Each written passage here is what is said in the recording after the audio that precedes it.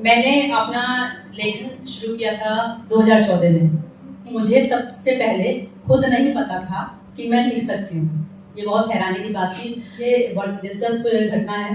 कहीं जा रहे थे तो एक चौराहे पर एक छोटा सा लड़का बच्चा आया 10-12 साल का और हमारी गाड़ी का शीशा साफ करने लग गया और पैसे मांग रहे थे। उस बच्चे की उलझे हुए बाल, उसकी आंखों में निराशा सी और वो फटे हुए कपड़े, वो बार बार पता नहीं क्यों मुझे याद आते रहे। इतने करीब से मैंने किसी बच्चे को ना ध्यान से देखा था और ना ही कभी इसके बारे में सोचा था। काफी लंबा सफर था। मैंने रास्ते में ही फोन में पहली कविता लिखी अपनी, वो बाल श्रम पर थी और उसका बचपन।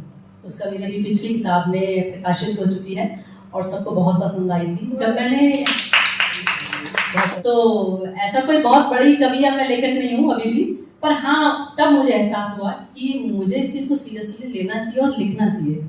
फिर मैंने धीरे धीरे अपने आप फिर मैंने इस चीज पर ध्यान दिया कि जब भी मेरे अंदर कोई भाव आता है तो मुझे वो लिखना चाहिए।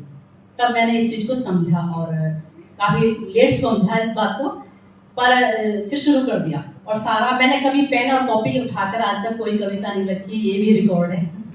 सारा फोन में लिखती हूँ। ज्यादातर कविताएं मेरी सामाजिक मुद्दों पर ही होती है, बाल श्रम पर है, स्त्री विमर्श है, पुरुष का भी दर्द है। शुक्रिया। बहुत बढ़िया, बहुत बढ़िया, बहुत सुंदर।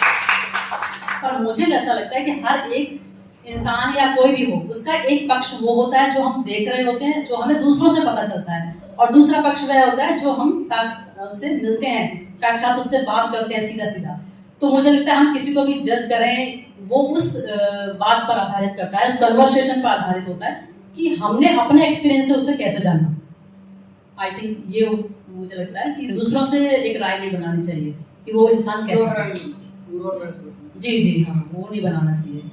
अगर आप डायरेक्ट कह रहे थे आपकी मैं फोन पे सब लिखती हूँ, तो आपको मतलब इतना कॉन्फिडेंस होता है कि जो आपने लिखा वो एकदम ठीक है, उसमें आपको कोई करेक्शन नहीं करनी है, आप सीधा मोबाइल से टाइप करके लिख देते हो अपना जो भी भाव उस समय रैंडम आ रहा है?